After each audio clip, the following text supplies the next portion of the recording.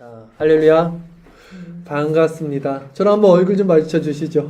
너무 반가운 얼굴, 또 새로운 얼굴, 너무 좋습니다. 오늘 행복한 주일입니다. 자, 오늘 말씀을 한번 나눠보도록 할게요. 미국 작가 리처드 바크라는 사람이 있어요. 1970년에 나온 소설이라고 하는데 우리나라에서 번역된 소설 제목은 아마 갈매기의 꿈 이렇게 번역된 거고요. 원래 이 책의 원작 이름은 갈매기 조나단 리빙스턴이라는 책입니다. 이 소설이에요. 굉장한 베스트셀러가 됐고, 여기에서 나오는 유명한 그 명언이 있어요. 한 번씩은 다 들어보셨을 텐데, 높이 나는 새가 뭐죠? 몰라요? 네, 높이 나는 새가 멀리 본다. 예. 가장 높이 나는 새가 가장 멀리 본다라는 말이 유명하죠. 근데 예전에 유행가 가사 중에 이런 가사가 있습니다. 높이 나는 새는 멀리 보지만 낮게 나는 새는 많은 것을 볼 수 있다. 이런 내용의 가사를 제가 기억나요. 우리가 이제 비행기를 타 보면 비행기에서 이제 밑에 우리 지구 밑에 땅을 보면 참 아름답습니다. 모든 것이 세상이 참 아름다워요. 근데 사실 우리가 사는 세상 우리가 가까이서 자세히 들여다보면 아름답지만은 않죠. 실상 우리들의 모습이. 무슨 말입니까? 하나님은요 가장 높은 곳에 계시는 분이죠. 하나님이. 그러나 그분이 인간의 몸을 입고 가장 낮은 자리로 오셨다는 것은요, 그분이 우리 인간의 이제 연약하고 그 죄된 마음을 그분이 동정하실 수 있는 분이 되셨다는 말씀입니다. 자세히 우리 마음을 이제 보실 수 있도록 낮은 자리에 예수님이 오셨죠. 이것이 성육신 사건이라 그래요. 거룩하신 하나님이 육신을 입고 이 땅에 오셔서 인간의 몸이 되셨다. 성육신이 우리에게 주는 은혜죠. 성부 하나님과 동일 본질이시지만 성자 예수님께서는 우리와 똑같은 인간이 되셔서 이 땅에 오셔서 하나님이 우리와 함께 계신다. 이것이 임마누엘이란 뜻이에요. 하나님이 우리와 함께 계세요. 왜냐하면 하나님은 거룩하셔요. 속성이. 그래서 우리와 함께 할 수 없어요. 왜냐하면 인간은 거룩하지 않잖아요. 사실 우리가 죄가 많잖아요. 근데 어떻게 하나님이 우리와 함께 계실 수 있어요? 했을 때 이 예수님이 성육신을 통해서 우리가 그 하나님이 우리와 함께 하시는 임마누엘 성취가 된 것입니다. 우리 주일 설교 말씀 구절이 있어요. 제 프린트 혹시 갖고 계시나요? 나눠드린 게 있죠. 거기 보면 히브리서 4장 15절 말씀이 있습니다. 히브리서 4장 15절 말씀 우리 한 목소리를 같이 한번 읽어보겠습니다. 우리에게 있는 대제사장은 우리의 연약함을 동정하지 못하실 이가 아니요 모든 일에 우리와 똑같이 시험을 받으신 이로되 죄는 없으시니라. 아멘. 이 말씀이 우리에게 있는 대제사장이 바로 예수님이거든요. 예수님은 우리의 연약함을 동정하지 못하실 리가 아니라는 거예요. 예수님은 가장 높으시지만 가장 낮은 자리에 오셔서 이제 우리를 자세히 볼 수 있어요. 우리 마음까지, 우리 머리털까지 세실 수 있어요. 그래서 우리랑 똑같아요. 우리랑 똑같은 시험을 당하셨다. 그것이 우리의 위로다. 하나님이 우리와 함께 하시는 임마누엘이다. 이렇게 말씀을 드린 거고요. 그러기에 오늘은요, 예수님이 인간의 모습으로 가장 낮은 자리에 오신 것이 우리에게 어떤 은혜가 되는지, 실제적으로 내게 이것이 왜 어떻게 은혜가 되는지, 낮은 자와 함께하는 예수님, 낮은 자와 함께 하시는 예수님, 이런 제목으로 말씀을 전하겠습니다. 오늘 본문 말씀 우리 다시 한번 보도록 할게요. 누가복음 4장 14절, 15절 두 절 말씀이었죠. 우리 다시 한번 같이 읽어보겠습니다. 예수께서 성령의 능력으로 갈릴리에 돌아가시니 그 소문이 사방에 퍼졌고 친히 그 여러 회당에서 가르치심에 무사람에게 칭송을 받으시더라. 아멘. 본문은요, 이제 세례 요한에게 예수님께서 세례를 받으시고 성령에 이끌려서 광야에 가서 40일 동안 이제 테스트, 훈련을 받으십니다. 시험을 당하시죠. 그리고 나서 이제 처음 시작하는 사역의 첫 단추, 공생의 첫 장면입니다.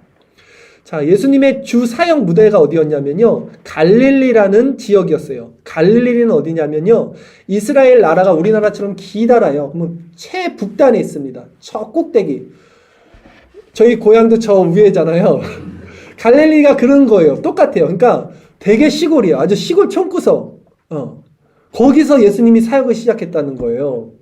사실 성공하려면 어디로 가야 된다 그래요? 한양으로 가라고 그러잖아요. 서울로 가야지 성공할 수 있잖아요. 그러니까 예수님이 사실은 사역을 시작했을 때 이게 성공하려면 수도 예루살렘이 수도예요. 이스라엘의 수도인 예루살렘을 가야 돼요. 거기 사람이 제일 많고 거기 성전이 있어요. 거기 종교 지도자들이 다 모여 있어요. 당연히 거기 가서 성령의 충만함을 나타내야지 성공할 텐데 아무도 알지 못하는 저 변방 구석에 있는 갈릴리 거기 가서 사역을 시작했다는 거예요. 이상하죠? 그래서 성경에 보면 예수님의 형제들이 있습니다. 예수님이 첫째고요. 밑에 형제들이 있는데 형제들이 이상한 거예요.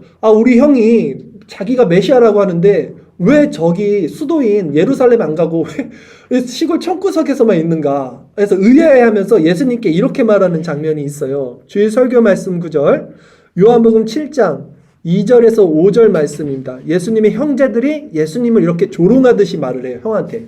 같이 읽어보겠습니다. 유대인의 명절인 초막절이 가까운지라 그 형제들이 예수께 이르되 당신이 행하시는 일을 제자들도 보게 여기를 떠나 유대로 가소서.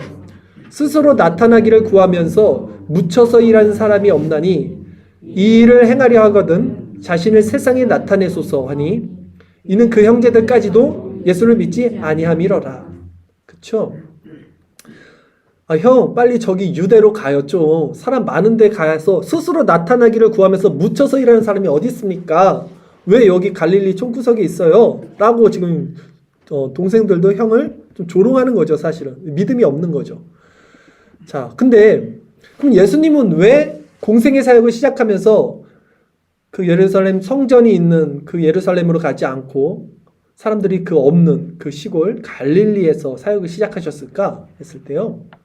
몇 가지 이유가 있어요. 첫째는 뭐냐면 아직 예수님의 때가 되지 않았기 때문입니다. 무슨 말이냐면 예수님께서 지금 만약에 예루살렘에 가면 어떤 일이 벌어지냐면요. 예루살렘에는 종교 지도자들이 다 모여 있습니다.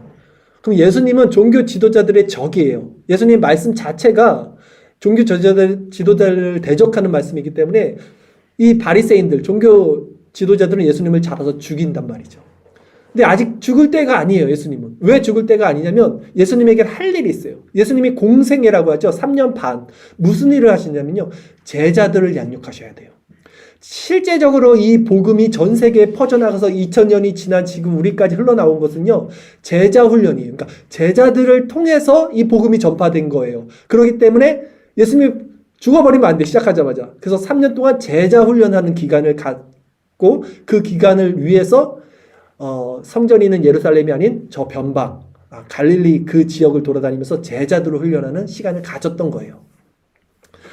자, 요한복음 7장 1절 말씀인데요. 주일설교 말씀 9절 그 배경이 되는 말씀입니다. 같이 한번 읽어보겠습니다.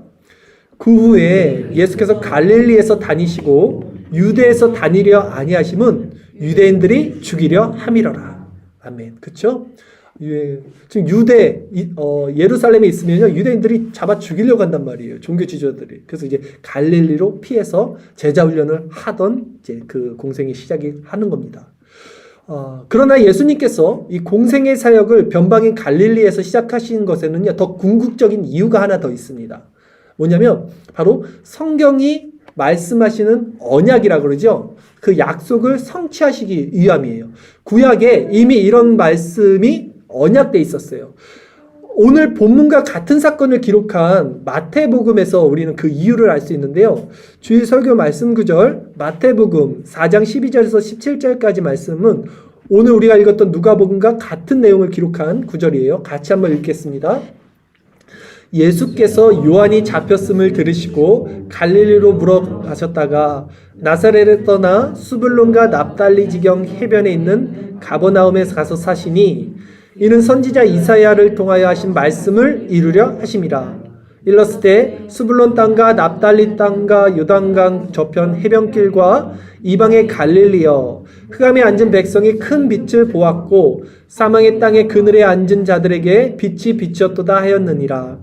이때부터 예수께서 비로소 전파하여 이르시되 회개하라 천국이 가까이 왔느니라 하시더라. 아멘. 자, 요 말씀이 오늘 본문과 똑같은 배경인데 여기서는 이사야를 통해서 말씀하신 것을 이루려고 갈릴리로 갔다라고 말을 하는 거예요. 예. 이것이 이사야 9장에 나오는 말씀을 지금 마태복음에서 막 스불론 땅, 납달리 땅, 요단강 이런 것들이 사실 이사야 9장에 그대로 나오는 말씀이고요. 이어서 이사야 9장 2절에는 이렇게 말씀을 해요. 우리 주일설교 말씀 구절, 이사야 9장 2절 말씀 한번 읽어보겠습니다. 흑암에 행하던 백성이 큰 빛을 보고 사망의 그늘진 땅에 거주하던 자에게 빛이 비치도다. 아멘. 자, 여러분 기억하십시오. 하나님의 마음은요, 흑암에 행하던 백성들에게 있어요. 그늘진 땅에 거주하는 자들, 즉 소외되고 가난한 자들에게 있다는 사실입니다. 예수님은 그들을 섬기기 위해서 이 땅에 오셨어요. 그래서 갈릴리로 가신 거죠. 마태복음 20장 28절 말씀입니다. 주일설교 말씀 구절 같이 또 읽겠습니다. 인자가 온 것은 섬김을 받으려 함이 아니라 도리어 섬기려 하고 자기 목숨을 많은 사람의 대속물로 주려 함이니라. 아멘. 예수님이 오신 것은요, 그 가난한 자들을 통해서 자기가 섬김을 받기 위함이 아닌 섬기려 하고 더욱이 자기 목숨까지 많은 사람의 대속물로 주기 위해서 오셨다라는 것이죠. 마음이 낮은 자들은요, 낮은 자들의 마음을 공유할 수 있어요. 그렇죠? 내가 아파봐야지 아픈 사람의 마음을 알고 내가 무슨 일을 경험하면 그 경험한 만큼 사람은 보여요. 사람이 경험한 만큼 알 수가 있죠. 한자 성어에서도 뭐 그런 게 있잖아요. 이신전심, 뭐 측은지심. 그러니까 마음은 서로 통한단 말이죠. 같은 마음을 가진 사람들은 서로 알아볼 수 있어요. 예수님이 높은 곳에 계셨다면 계속해서 우리를 동정하실 수 없을 수도 있어요. 그러나 예수님은 지금 가장 낮은 곳으로, 가장 낮은 인간의 모습으로 우리와 같은 몸을 입고 오셨기 때문에 우리를 동정하실 수 있다는 것이 얼마나 큰 은혜인지 몰라요. 오늘 예수님이 갈릴리로 가셨다는 것이 얼마나 큰 은혜인지 몰라요. 오늘 우리 마음이 낮아져 있다면 우리도 이 낮은 마음에서 예수님을 만날 수 있다는 것이 얼마나 큰 은혜인지 모른다는 말씀입니다. 자, 예수님이 이런 말씀을 하셨어요. 가장 작은 한 사람에게 한 것이 나에게 한 것이다. 이게 무슨 말씀일까요? 우리는 세상을 살면서 좀 힘이 있고 좀 잘 나가는 사람들에게 줄을 대려고 하는 경향이 있죠. 좀 잘 보여서 나도 좀 같이 엮여서 잘 나가고 싶다. 이런 마음을 품게 돼요, 사람들은. 그런데 예수님은 어떻게 말씀하셨냐면 그것이 아니라 정말 소외되고 정말 작은 자, 그 작은 자 한 사람에게 한 것이 예수님 자신에게 한 것이라 이런 말씀을 하신 적이 있어요. 한번 주의 말씀 구절 한번 살펴볼게요. 마태복음 25장 34절에서 40절까지 말씀이고요. 이것이 좀 길어서 제가 한번 읽어드릴게요. 한번 본문을 보십시오. 제가 읽겠습니다. 그때의 임금이 그 오른편에 있는 자들에게 이르시되 내 아버지께 복받을 자들이여 나와 창세로부터 너희로 하여 예비된 나라를 상속받으라. 이 예수님이 이렇게 말씀하시는 거예요. 내가 줄일 때 너희가 먹을 것을 주었고 목마를 때 마시게 하였고 나그네 되었을 때 영접하였고 헐벗었을 때 옷을 입혔고 병들었을 때 돌보았고 옥에 갇혔을 때 와서 보았느니라. 근데 이제 의인들이 이렇게 말합니다. 이에 의인들이 대답하여 이르되 주님, 주여 우리가 어느 때에 주께서 줄이신 것을 보고 음식을 대접하였으며 목마르신 것을 보고 마시게 하였나이까? 어느 때에 나그네 되신 것을 보고 영접하였으며 헐벗으신 것을 보고 옷 입혔나이까? 어느 때에 병드신 것이나 옥에 갇히신 것을 보고 가서 배웠나이까 하리니. 그러니까 의인들이 우리 그런 적 없는데요? 라고 한 거예요. 그러니까 예수님이 이렇게 말합니다. 임금이 대답하여 이르시되 내가 진실로 너희에게 이르노니 너희가 여기 내 형제 중에 지극히 작은 자 하나에게 한 것이 곧 내게 한 것이니라 하시고 분명 말씀하시죠. 여러분이 살아가면서 세상에서 정말 소외되고 가난한 자들 있죠. 쳐다도 안 보는 그런 노인이든 고아든 가부든 성경에 나오는 그런 자들에게 한 것이 예수님께 한 거라고 예수님이 말씀하신 거예요. 네. 뭐 느낌이 없습니까? 그래서 저희가 교회가 이런 일에 좀 앞장서야 된다 생각이 들고 저희 교회 이제 부속 기관으로 나비 선교회를 이제 만들고 있어요. 그래서 우리는 어떤 일을 할 거냐면 어저께도 한번 성경 공부 시간에 말씀드렸듯이 이 앞에 예배당 앞에 나가면요 놀이터가 하나 있죠. 거기 낮에 보세요. 할머니들이 주르륵 앉아 계세요. 이렇게. 이제 그분들 때 가서 우리가 뭐 특별히 뭐 교회 나오세요 이렇게 안 해도 돼요. 예, 그 가서 섬기고 필요한 거 있으면 좀 말동무라도 해둔가 아니면 집에 뭐 부족한 거 있으면 우리가 고쳐줄 수 있는 거 고쳐주고 이런 사역을 우리 교회 안에 부속기관인 선교에서 하려고 하고요. 또 한 가지는 호스피스 사역을 준비 중에 있어요. 그러니까 이제 임종을 앞둔 사람들 있죠. 죽음을 앞두고 마지막 평안을 얻기 위해서 가는 병원이 호스피스 병원인데 그런 분들 가서 섬기는 이런 사역들을 우리가 감당하려고 합니다. 예. 왜냐하면 성경에서 분명히 예수님께 한 것이 그런 자들에게 한 것이다 말씀했기 때문에 여러분들도 꼭 우리 이 교회 사역에 동참해 주실 뿐만이 아니라 어디서든 각자의 삶 가운데서도 정말 그런 소외되고 가난하고 낮은 자들에게 여러분들의 마음이 가 있어야 돼요. 예, 분명히. 왜냐하면 그게 예수님의 마음입니다. 이 마음 놓쳐버리면 우리 기독교는 기독교가 아니죠. 예, 꼭 기억하시기를 바라겠습니다.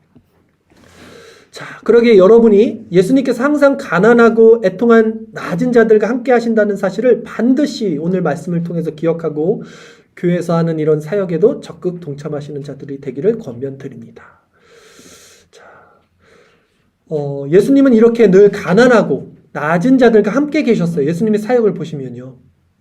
그런 자들에게 온 마음을 다 주셨어요. 시선을 온 마음을 다 주셨어요. 그러면 우리도 이제는 어떻게 살아야 할지 오늘 말씀을 통해서 진지하게 한번 생각해 볼 수 있는 시간을 갖기를 제가 권면드리는 거예요. 자, 이렇듯 예수님의 마음이 늘 가난하고 힘이 없는 자들과 함께 하셨지만 그럼에도 예수님의 말씀은 가난하지 않았습니다. 예수님의 말씀은 힘이 없지 않았어요. 오히려 예수님의 말씀은 그 쾌쾌 묵은 유대 종교 지도자들과 달랐어요. 그래서 따뜻하면서도 힘이 있고 권세가 있었죠. 그래서 그 말씀을 들은 사람들은 이제 예수님을 칭송합니다. 다시 한번 본문을 볼까요? 우리 오늘 본문 읽었던 거 누가복음 4장 14절 15절 두 절 말씀 우리 다시 한번 읽어보겠습니다. 예수께서 성령의 능력으로 갈릴리에 돌아가시니 그 소문이 사방에 퍼졌고 친히 그 여러 회당에서 가르치심에 무사람에게 칭송을 받으시더라. 아멘. 예수님의 소문은 사방에 퍼졌어요. 예수님의 회당에서 가르치시니까. 그래서 많은 사람들, 무사람들에게 칭송을 받았다라는 것이죠. 그런데 여러분, 예수님이 받은 칭송, 이 칭송은요, 사실 진정한 의미에서의 칭송이 아니었다는 것을 여러분 아셔야 됩니다. 무슨 말이냐면, 지금 표면상 사람들은 예수님을 칭송했죠. 예수님 너무 말씀 좋으시다. 너무 따뜻하다. 너무 가난한 자들 사랑하시네. 좋다. 칭송을 했지만, 본문에 이어지는 다음 구절을 살펴보면, 이건 우리가 다음 주에 살펴볼 거지만, 이 내용들을 연결해서 우리가 보면요. 이들은 어떻게 되냐면 이내 자신들이 원하지 않은 말씀을 들을 때가 있어요. 예수님이 이들의 죄성과 외식하는 마음을 드러내시니까 어떻게 됐냐면 그 예수님을 칭송했던 그 사람들이 예수님께 분노를 하고 심지어 예수님을 잡아 죽이려고 하는 모습을 보입니다. 칭송했는데 금방 그 자신의 죄를 이렇게 드러내니까 이제는 분노하고 예수님을 잡아 죽이려고 하고 있어요. 이것이 부패한 인간의 마음이라는 것입니다. 그러니까 오늘 설교도 제가 이렇게만 끝내면 분위기가 아주 좋을 거예요. 우리 가서 저 사람들, 노인들 돕시다. 얼마나 훈훈하고 좋아요. 아름답잖아요. 예, 그럴 땐 좋아요. 그런데 지금부터 하는 말씀을 잘 들어보세요. 오히려 제가 지금부터 하는 말씀은 여러분들의 마음을 거치는 말씀이 될 수도 있고 여러분들이 분노할 수도 있고 여러분들이 저를 잡아 죽이려고 할 수도 있는 말씀이 될 수도 있습니다. 성경은요. 인간의 마음에 대해서 이렇게 정의를 내립니다. 예레미야 17장 9절 말씀과 전도서 9장 3절 말씀 두 구절을 제가 가져왔는데요. 성경이 말하는 인간 내면의 본성이 어떤 상태인지 한번 같이 읽겠습니다. 예레미야 17장 9절입니다. 만물보다 거짓되고 심히 부패한 것은 마음이라. 누가 능히 이를 알리오마는. 전도서 9장 3절입니다. 모든 사람의 결국은 일반이라. 이것은 해 아래서 행해지는 모든 일 중에 악한 것이니 곧 인생의 마음에는 악이 가득하여 그들이 평생에 미친 마음을 품고 있다가 후에는 죽은 자들에게로 돌아가는 것이라. 아멘. 이거 내 얘기 아니야.가 아니에요. 지금 전도서는요, 세상에서 가장 지혜가 있던 솔로몬이 지은 것이죠. 모든 것을 다 섭렵하고 나서 말했는데 뭐라고 말하냐면 이 솔로몬이 모든 사람이라 그래요. 모든 사람의 결국은 일반 똑같다는 거예요. 모든 사람은 다 똑같은데 해 아래에서 행해지는 거, 그러니까 이 세상 역사에서 행해지는 모든 것은 악한 것이라 그래요. 악한 것.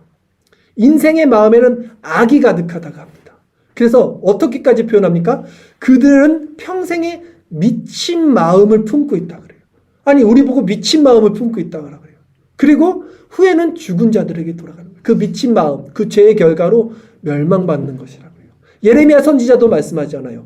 만물보다 거짓되고 심히 부패한 것이 우리 마음이라는 거예요. 우리 마음이 그만큼 죄로 물들어 있는 상태라는 것을 성경은 말하고 있습니다. 예수님이 예루살렘이라는 곳에 이제 나중에 입성을 합니다. 근데 사람들이 어떻게 하냐면 종려나무 가지를 들고 호산나 호산나 우리의 왕이시여라고 막 칭송해요. 예수님께. 이제 왕이 왔습니다. 우리의 왕이십니다. 칭송해요. 근데 며칠이 지나서 그 칭송했던 사람들이 이제는 저 예수를 십자가에 잡아 죽이라고 또 소리를 칩니다. 이게 사람의 마음이에요. 이 부패한 사람의 마음을 누가 알겠냐는 거예요. 하루에도 수십 번 바뀔 수 있는 것이 우리의 마음이에요. 나에게 잘해주면 금방 좋다가도 나에게 더 잘못하면 금방 싫어지는 게 우리 마음인 거예요. 여러분, 가난한 마음으로 예수님 저 병 좀 고쳐주세요. 저 문둥병이 걸렸어요. 라고 예수님께 찾아왔던 10명의 문둥병자들이 있어요. 그래서 예수님이 다 치료를 해줬습니다. 근데 치료를 받고는 다 떠나버려요. 오직 한 사람 문둥병자만 와서 예수님 감사합니다 라고 고백을 하는 장면을 봅니다. 인간은요, 화장실 갈 때랑 올 때 마음이 달라지는 존재예요. 이렇듯 인간은 자신의 유익을 위해서는요, 그 낮아짐까지, 그 겸손함까지도 흉내낼 수 있는 그 존재, 부패된 존재가 인간이라는 거예요. 인간 내면에 선한 것은 아무것도 없습니다. 여러분은 먼저 이것을 정확히 인지하고 인정하셔야 돼요. 인간 내면에 선한 것은 아무것도 없습니다. 제가 지금 이렇게 설교하는 것이요, 굉장히 세상적으로는요, 부딪히는 거예요. 제가 늘 얘기하지만 예전에 저희 누나가 제발 아이들 앞에서 그렇게 설교하지 말라 그랬어요. 제가 아이들이 있어서 하는 소리인데, 이제 자라나는 아이들, 이제 정체성이 자라나는 아이들에게 인간 내면에 선한 것이 아무것도 없어. 너는 죄인이야. 라고 하면 그 아이들 정체성이 어떻게 되겠냐고. 저희 누나가 교사예요. 아이들 가르치는. 그렇게 얘기를 하더라고요. 근데 성경은요, 제가 분명히 말씀드리는데 인간 내면에 선한 것은 아무것도 없습니다. 인간은 멸망받을 수밖에 없는 존재인 거예요. 여러분은 이것을 인정하셔야 돼요. 나는 절대로 겸손할 수 없구나. 나는 절대로 낮아질 수도 없구나. 내 힘으로. 이것을 인정하셔야 돼요. 그러면 자 보세요. 오늘 제가 어떤 말씀을 전했냐면, 마음이 진정 겸손해지고 낮아지기 위해서 우리에게 필요한 것이 무엇이냐라는 거예요. 우리의 마음이 낮아져야 돼요. 우리의 마음이 겸손해져야 돼요. 왜냐하면 그것이 예수님의 마음이고, 그래야 예수님을 만날 수 있어요. 마음은 서로 공유된다 그랬잖아요. 낮은 자의 마음에서 낮은 자가 만나지는 거고, 예수님은 그래서 갈릴리로 가신 거잖아요. 그래서 우리 마음은 낮아져야 돼요. 겸손해져야 돼요. 근데 우리는 어떻게 해야 됩니까? 그러면 우리가 겸손해지려면 어떻게 해야 됩니까? 우리는 겸손해질 수 없는 죄인이라니까요. 그 겸손까지도 우리가 위장할 수 있는 우리의 부패된 심령이 있어요. 인간에게는. 그런데 우리는 낮아져야 되잖아요. 뭐 어떻게 해야 됩니까? 했을 때 우리 마음이 정말 겸손해지고 낮아지기 위해서 우리에게 필요한 것은 뭐냐면요, 율법의 선포입니다. 율법의 선포. 하나님을 떠난 자신이, 우리가 죄된 자, 이 자신이 얻은 됨이 율법을 통해서 낱낱이 드러나는 그 작업을 우리가 해야 된다는 거죠. 이것이 하나님의 율법을 우리에게 주신 이유예요. 이 율법을 주셔서 이것을 다 지켜 행하면 너네들 구원을 받을 거니까 이걸 지켜라고 말하신 게 아니에요. 바리새인들은 이것을 내가 다 지켜서 내가 구원을 얻어야지 했던 사람이지만 실상 하나님이 이 율법을 주신 이유는 성경이 이렇게 얘기합니다. 로마서 3장 19절 20절 말씀입니다. 하나님께서 우리에게 율법을 주신 이유가 바로 이것이에요. 같이 읽겠습니다. 우리가 알거니와 무릇 율법이 말하는 바는 율법 아래에 있는 자들에게 말하는 것이니 이는 모든 입을 막고 온 세상으로 하나님의 심판 아래 있게 하려 함이라. 그러므로 율법의 행위로 그의 앞에 의롭다 하심을 얻을 육체가 없나니 율법으로는 죄를 깨달음이니라. 아멘. 우리에게 율법을 주신 이유가 뭡니까? 율법으로는 죄를 깨닫는 거예요. 죄를 깨닫게 하기 위한 용법, 용례로서 우리에게 율법을 주신 겁니다. 여러분. 그래서 우리가 낮아지기 위해서는 어떻게 해요? 율법을 들어야죠. 하나님의 말씀을 들음으로써 내가 죄인이구나. 내 안엔 선한 것이 아무것도 없구나를 계속해서 성령께서 우리 마음을 조명해서 들춰내 주시는 작업이 필요한 거예요. 그래야 낮아지고 그 낮아진 마음이 예수님과 연합이 될 수 있기 때문이라는 거죠. 로마서에 분명히 말하잖아요. 바울이. 우리가 알거니와 무릇 율법이 말하는 바는 율법 아래에 있는 자들에게 말하는 거래요. 율법 아래에 있는 사람은 세상 모든 사람들이 율법 아래에 있는 것입니다. 이는 모든 입을 막아버린다는 거예요. 사람에게. 아, 나는 그래도 좀 선한 게 있는데요. 아니야. 너 입 막아. 이거예요. 아, 난 그래도 조금 착한 것 같은데 쟤보다는. 아니야. 그 사람 입을 막아버리는 거예요. 입을 막고 온 세상으로 하나님의 심판 아래 있게 하려 함이라는 거예요. 아니야. 다 지옥행이야. 아담 이후 태어난 하나님을 반역한 모든 인간들은 다 그 죄로 말미암아 지옥에 갈 수밖에 없어. 하나님의 심판 아래 있게 하기 위해서 이 율법이 주어진 거예요. 그러므로 율법의 행위로 내가 율법을 지켰어. 내가 11조, 내가 뭐 예배 드리고 이런 율법을 지켰어. 그래서 구원 얻고 의롭다 하심이 아니라 그렇게 의롭게 구원 얻는 육체가 없다는 거예요. 율법을 주신 이유는 오직 난 율법 못 지키는구나. 난 죄인이구나. 난 망했구나. 나는 더 이상 가망이 없구나. 나에게는 뭐가 없구나. 정말 내가 구원받을 수 있는 어떤 길도 없구나. 이걸 철저하게 막아버리기 위해서 율법을 주신 거다라는 것입니다. 우리 칼빈주의자들은 이것을 믿는 사람들이에요. 네, 이것을 믿고 따라가는 것을 신본주의라고 또 하죠. 이 율법을 통해서 이제 우리 마음이 낮아지죠. 그리고 겸비돼져서 아주 낮아집니다. 그래야 그 낮아진 마음에 이제 우리가 그리스도의 십자가를 바라보게 됩니다. 그때 그리스도의 십자가와 연합하는 길이 열리게 되는 거죠. 그런데 사람들은요, 자신이 죄인이라는 사실이 드러나는 이 율법을 좋아하지 않습니다.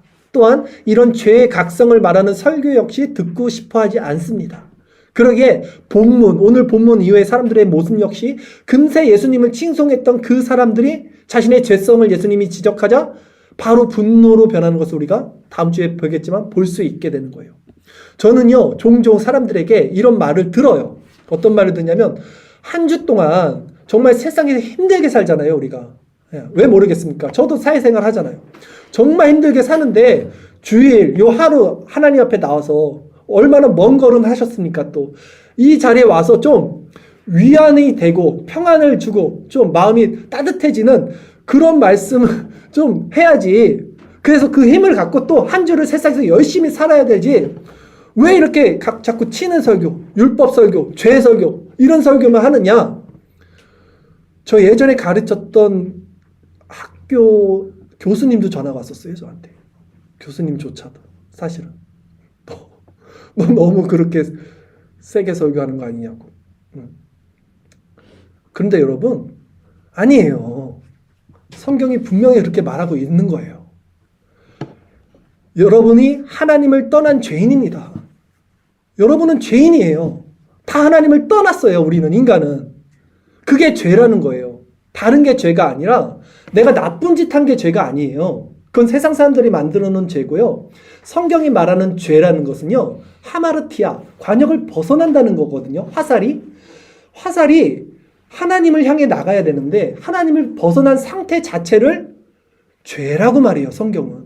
우리는 하나님과 인격적으로 하나님 전적 의존적 존재로서 하나님의 형상으로 지음받은 자들인데 하나님의 형상을 잃어버렸어요. 하나님이 누구신지를 모르고 하나님의 성품, 그분의 속성과 부합한 상태로 살지 않잖아요. 그 상태가 죄인 거예요. 우리 자신 자체 존재가 죄인 거예요.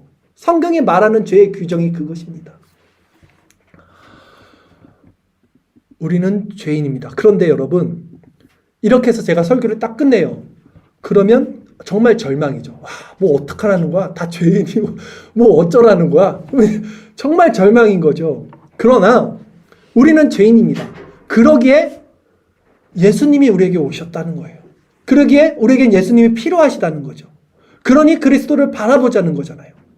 그 안에서 우리는 정죄함 없는 참 생명을 얻게 된다는 거예요. 그러니까 이런 말씀이 왜 위로가 아니고 소망이 아니고 기쁨이 아니고 힘이 되지 않겠냐는 거예요. 예. 우리가 죄인이다. 맞잖아요. 그래서 우리는 예수님을 바라보자. 그래서 바울은요, 로마서에서 이렇게 고백을 합니다. 로마서 3장 21절 24절 말씀 우리 같이 읽겠습니다. 이제는 율법 외에 하나님의 한 의가 나타났으니 율법과 선지자들에게 증거를 받은 것이라. 곧 예수 그리스도를 믿음으로 말미암아 모든 믿는 자에게 미치는 하나님의 의인이 차별이 없느니라. 모든 사람이 죄를 범하였음에 하나님의 영광에 이르지 못하더니 그리스도 예수 안에 있는 속량으로 말미암아 하나님의 은혜로 값없이 의롭다 하심을 얻은 자 되었느니라. 아멘. 모든 사람이 죄를 범했습니다. 여러분, 우리 갓난아기가 있어요. 저 갓난아기가 어떻게 죄를 범하겠어요? 아니에요. 성선설 아니에요. 성화설이에요. 모든 사람은 존재적으로 하나님을 떠나 있는 상태로 아담 이후 태어난 모든 보편 인류 역사는 죄 덩어리입니다. 모든 사람 하나님을 떠났어요.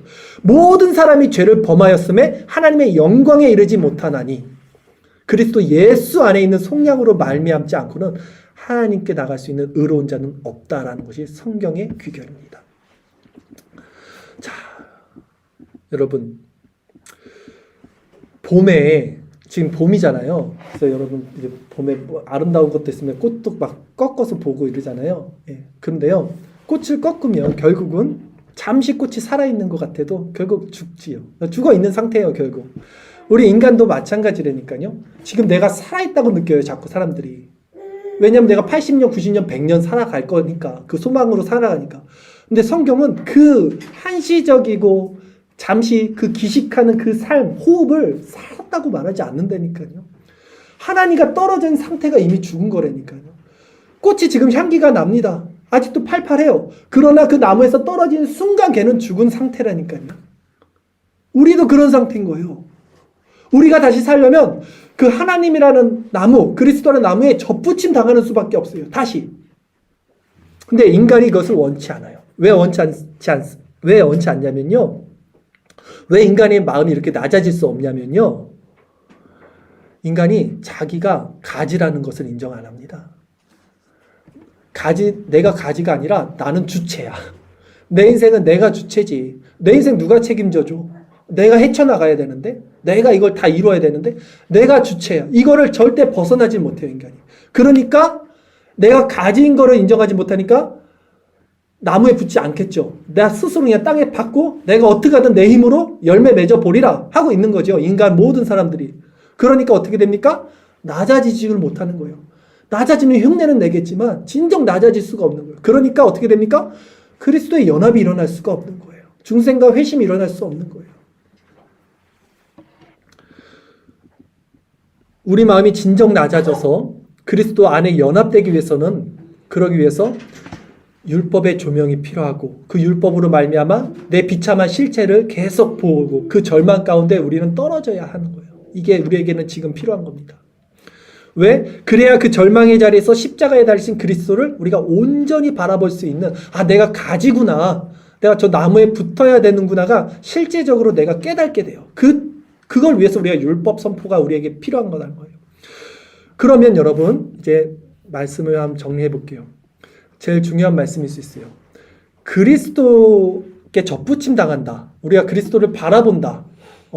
내가 가지임을 깨닫고 그리스도 안에 연합된다. 이게 어떤 의미인가라는 거죠. 결국은.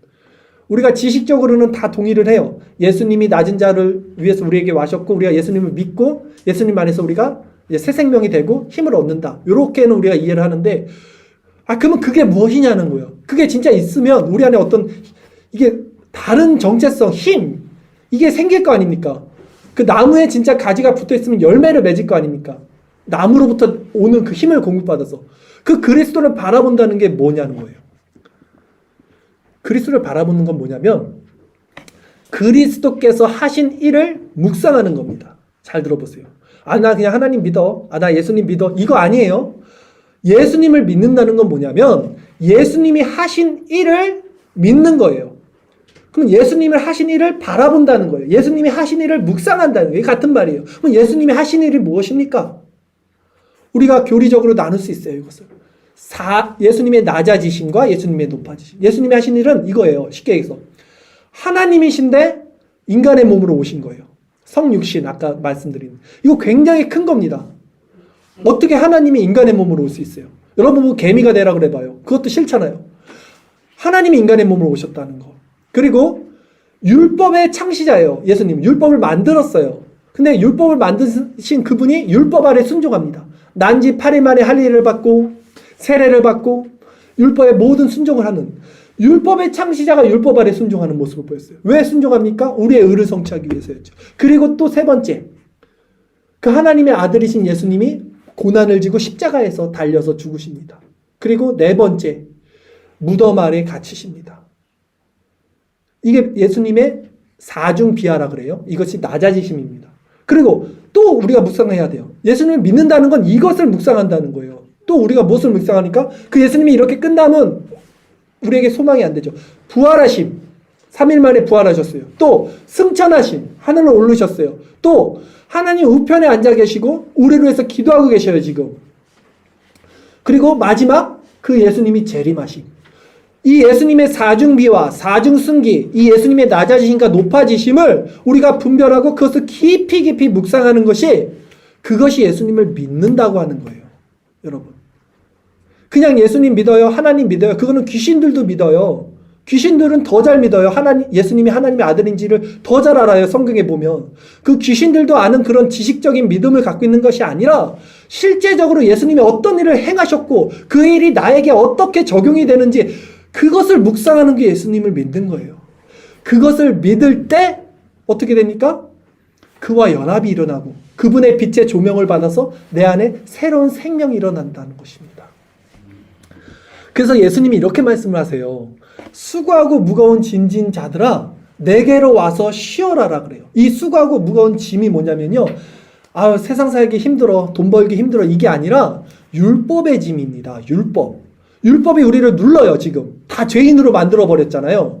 그러니까, 아, 나 정말 죄인이네. 나 정말 살 수가 없네. 율법 때문에. 그 수고하고 무거운 짐진 자들, 그 율법으로 말미암아 이제 낮아진 자들을 초대하는 거예요. 그때, 이제 예수님이. 그래서 내가 너희를 쉬게 할 거야. 그리고 뭐라 그럽니까? 내 마음은 온유하고 겸손하다. 그러니 이 마음을 배우라라 그래요. 온유하고 겸손한 게 뭡니까? 마음이에요. 마음. 그러니까 하나님의 나라는 어떤 죽어서 가는 그런 공간적인 물질적인 데가 아니에요. 사람들이 다 착각을 하는데 이 땅에서 이렇게 마음대로 살다가 죽어서 천국 가야지 이게 아니라 실제적인 하나님의 나라는 마음에 임합니다. 내 마음의 상태예요. 근데 이 마음에 어떻게 임하냐면 하나님의 마음을 공유하는 거예요. 온유하고 겸손한 마음을 배우는 거예요. 어떤 자가 배울 수 있습니까? 율법 때문에 막 미치겠는 자들, 율법 때문에 수고하고 무거운 짐 때문에 아주 죽을 것 같은 사람들이 예수 그리스도를 바라본다니까요. 그분의 낮아지심과 높아지심을 그것을 계속 바라봄으로 그 빛을 받으니까 예수님의 마음을 배워지게 된다니까요. 그 온유하고 겸손한 마음을 배웠더니 이제 어떻게 됩니까? 예수님이 산상수훈에 와서 율법을 완성시키는데 이 살인하지 말라, 간음하지 말라 이런 외적인 것이 아니라 이 율법은 사실 마음의 법이었어. 네가 형제를 미워하는 것도 이미 살인한 거야. 네가 저 여자를 보면서 음욕을 품는 것도 이미 간음한 거야. 중요한 거는 외적으로 드러나는 네 행위가 아니라 네 마음의 상태다. 그러니 이 온유하고 겸손한 마음을 배우라는 거예요. 그걸 배우면 이 마음에서 하나님 나라는 여기 있다 저기 있다는 것이 아니라 너희 마음에 임하는 거예요. 예수님 말씀하세요. 이 마음을 배우면요. 이 온유하고 겸손한 마음을 배우면 여러분 마음은 천국이 됩니다. 실제적으로 천국이 돼요. 세상 사람들이 다 찾아 헤매는 것이 그거예요. 세상 사람들이 그걸 몰라서 돈을 찾고 다른 물질을 다른 뭐 맛있는 걸 찾고 멋있는 데 보러 가고 이걸 다 추구하는데 결국은 모든 사람들이 찾고 있는 지점이 그 천국이 바로 그 마음의 상태예요. 마음의 평안. 예수님이 이 마음을 배우라고 했던 그 온유하고 겸손한 마음. 예. 이걸 찾아 모든 사람. 근데 이걸 몰라요. 왜 몰라요? 내가 가진 거를 모르니까. 내가 가진 걸 왜 몰라요? 율법을 듣질 않으니까. 그래서 믿음은 들음에서, 들음은 그리스도의 말씀에서 난다는 거예요. 말씀을 들어야 자꾸 내가 죄인이구나를 깨닫고, 죄인을 깨달아야지 그리스도를 묵상할 거 아닙니까? 신앙은 굉장히 심플해요, 사실. 그렇잖아요. 이거 누구나 다 알아들을 수 있잖아요. 단지 이 차이가 있죠. 말씀 잘 들었다. 자, 가자, 이제. 내가 열심히 주체가 돼서 또 내가 살아가야지, 그래도. 내가 살아가야지. 이 세상 누가 날 도와줘. 이렇게 가는 사람이 있는 반면 이 말씀을 듣고 진짜 모든 주권을 하나님께 맡기고 그 하나님 안에서 겸손하고 온유한 마음을 배우고자 하고 그리스도를 바라보고자 하고 이 마음으로 공급되는 그 힘을 통해서 나는 가집니다. 나는 나무에 붙어 있을게요. 예수님께. 그때 내 힘이 아닌 이 예수님으로부터 말미암은 그 열매가 내 안에 맺어져요. 그것이 뭐냐면 사랑, 희락, 화평, 온유, 겸손, 절제, 오래 참음, 양선, 성경이 말하는 성령의 열매들이 내 안에서 맺어져요. 근데 이게 내 안에서 맺어질 수 있는 게 아닌 애를 알아요. 왜? 우리가 우리 자신의 본성을 알잖아요. 내가 죄인인 걸 알잖아요. 율법이 이미 우리에게 그걸 폭로시켰잖아요. 나는 죄인이고 이 선한 것이 내 안에는 절대 맺어질 수 없는데 이런 성령의 열매들이 내 안에 맺어져요. 그러니까 이것은 하나님이 주신 은혜구나. 이것이 천국의 상태구나. 이렇게 알게 되는 것입니다. 여러분 오늘 제가 두서없이 말씀 많이 전했지만 한 가지 기억하십시오. 지금 우리들에게 필요한 것은요. 하나님의 말씀을 계속해서 조명받는 거예요. 율법 아래 죄의 각성이 일어나는 것입니다. 죄의 각성. 이 죄의 각성이 일어나야지만 여러분은 그리스도를 찾게 될 거고 그 안에서 연합될 것입니다. 믿음은 들음은 그리스도의 말씀에서 납니다. 여러분 예배에 빠지지 마시고 이 예배뿐만 아니라 여러분이 지금 섬기고 있는 어떤 교회에서든 신앙생활을 잘 하십시오. 어떤 공적 예배 또 모임 이것을 은혜의 수단을 최대한 공급받으세요. 네. 그럼으로써 여러분 하나님께 더욱더 장성한 분량까지 자라나가는 그런 저와 여러분 되기를 바라겠습니다.